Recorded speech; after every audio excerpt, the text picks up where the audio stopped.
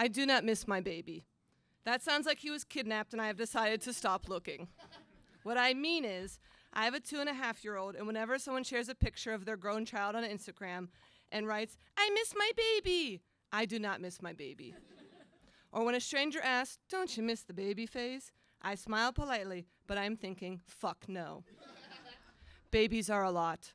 They're unreasonable, uncompromising, needy, permanently crying divas. You cannot imagine how many times during the first year of my son's life I thought, God, you're being such a baby. What is so hard about babies is that you are so acutely unprepared to take care of them, despite all the books you read, and I read many, despite all the children you babysat, and I sat many, and all the unsolicited pieces of advice you receive, and I heard many. You simply cannot be ready for the emotional, physical, and psychological toll having a baby takes. I am convinced there is an industrial birthing complex, one whose sole mission is to obscure the details of pregnancy and motherhood to push the ultimate goal, babies. It is comprised of the Heritage Foundation and Mormon moms who dance in beige on TikTok. For whatever reason, the lurid details of motherhood are only whispered in small circles or dropped in cryptic references in passing from grizzled, war-torn friends you haven't seen out in 7 years. And so we fall victim to baby fever.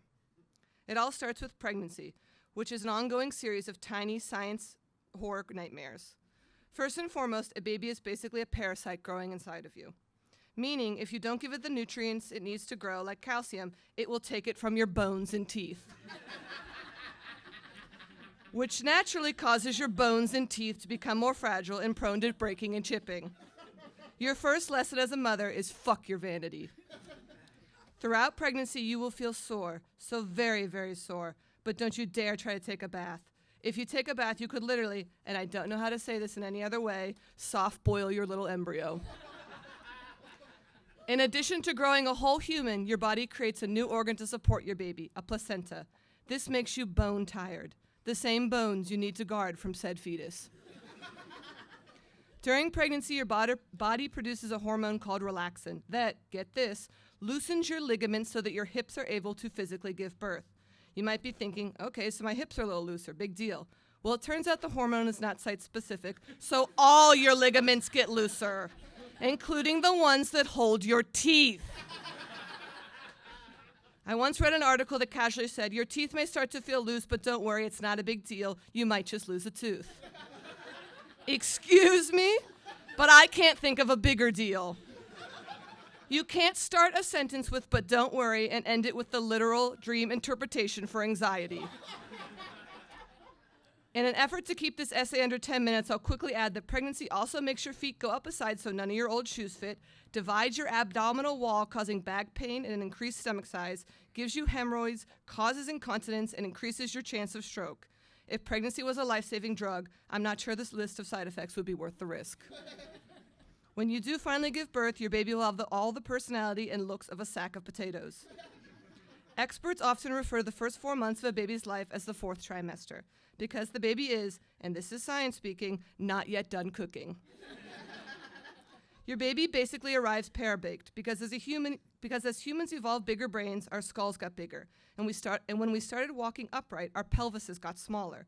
That combination means that if you tried to give birth to the baby any later, you'd be torn open like that alien in Alien.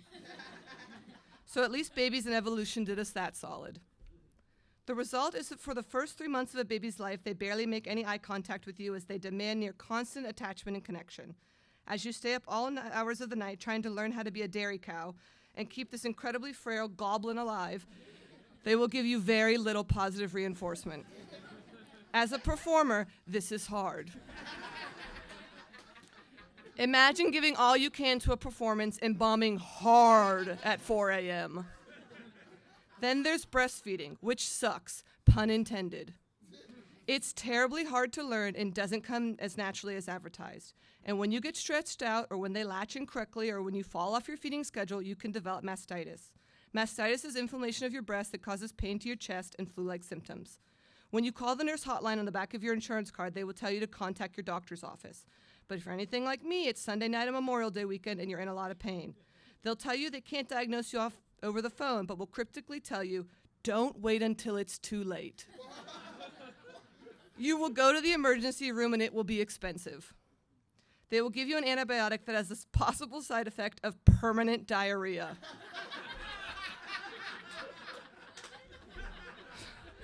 There are no great choices in motherhood. I needed to use that coin flip diarrhea medicine 3 separate times. Beyond that, you have to wear special bras and shirts because your tits are always on call. They'll also leak at dinner in the middle of a work Zoom call, and that's if you're lucky. If not, they'll get engorged, which means they get rock hard and painful, like blue balls for boobs. But back to the baby. For the first 3 months of life, a baby shouldn't get more than 3 hours without eating. A typical night sees you putting them down at 9 p.m., then passing out from sheer exhaustion of your day almost immediately. Then at midnight, 3 a.m., and 6 a.m., you'll wake up bleary-eyed and delirious to feed them. These are the good nights. Most of the time, they don't fall asleep right after feeding. There is a reason hospitals make you sign a waiver that says you promise not to shake the baby. After 3 hellish months, your baby can, quote, sleep through the night. Hooray! But what that means is they're only awake once at 2 a.m. However, have you ever heard of a sleep regression? A sleep regression is when a baby that was sleeping just fine all of a sudden seems to forget what sleep is or how to do it. Why? Well, a baby's brain is learning so much that whenever they've learned a new skill, that skill could be turning over or that mom doesn't disappear during peekaboo. Their brain is so buzzed with new knowledge that they can't sleep at night. Babies can have sleep regressions at 4 months, 6 months, 8 through 10 months, 12 months, 15 months, 18 months, 2 years, and 3 years. A regression can last anywhere from 2 to 6 weeks, which means, if there are any mathematicians out there, from 4 months to 3 years at any time. What did a sleep regression look like for me? We'd put the baby in his crib at 7 p.m., and then I had to lay next to him for 45 minutes singing Old MacDonald constantly until you'd suspect he was asleep. Then slowly, like you're escaping a room with a dragon surrounded by landmails, I'd roll to my knees and attempt to crawl out the door. When I reached the door, he'd start screaming because he technically wasn't asleep yet. My bad. Now I have to start the process all over again. Where were we in Old MacDonald's inventory? Alpacas?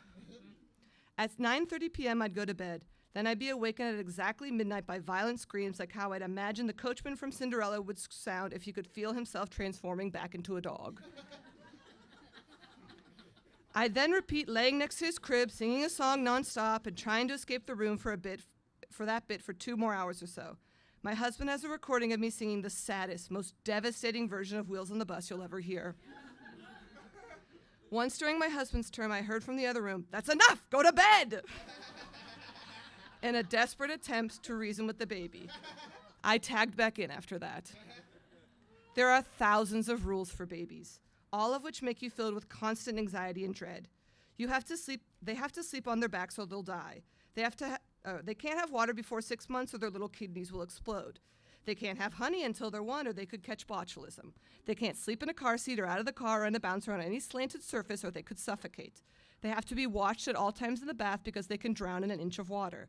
They shouldn't be kissed near the mouth or a dormant case of herpes could travel to their brain and leave them incapacitated. The following foods are choking hazards: grapes, hot dogs, popcorns, marshmallows, nuts, seeds, raw vegetables, hard fruits, chunks of meat, chunks of cheese, and any small or hard candy. They also overheat very easily. When I was pregnant, I took a Zoom class about babies with a nurse, and she left me with this cute little rhyme. If they're cold, they cry. If they're hot, they die.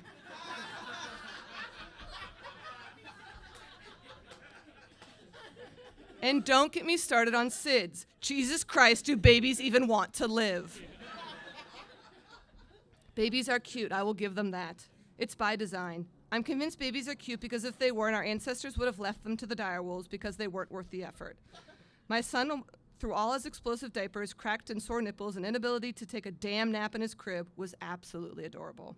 He had these huge brown eyes and the chubbiest cheeks, and get this, dimples. And so I endured him, and that's what it felt like. The longest year of my life that probably added 15 years to my face and 5 years off my life. I equate it to going through a haunted house. It's scary, and even if you enter it at the same time as your friend, you don't necessarily experience the same jump scares. When you exit the haunted house a little frazzled and overwhelmed, you see a line of people waiting for the haunted house. You want to warn them about the horrors of the haunted house, but you can't. Not really. They have to go through the haunted house themselves. But what's even scarier is people getting back in line for the haunted house. Why, my friend? Are you a masochist? Is having loose teeth your sexual kink? Can a person really have that much disregard for their bones? So do I really So do I really not miss my baby? Yes and no. I miss how sweet he looked when he fell asleep after I nursed him at night. I miss his giggles and how cute he looked in footy pajamas. But mostly I don't. I have him as a toddler. And while raising a toddler is like trying to My Fair Lady a Wolverine, at least he sleeps through the night. Thank you.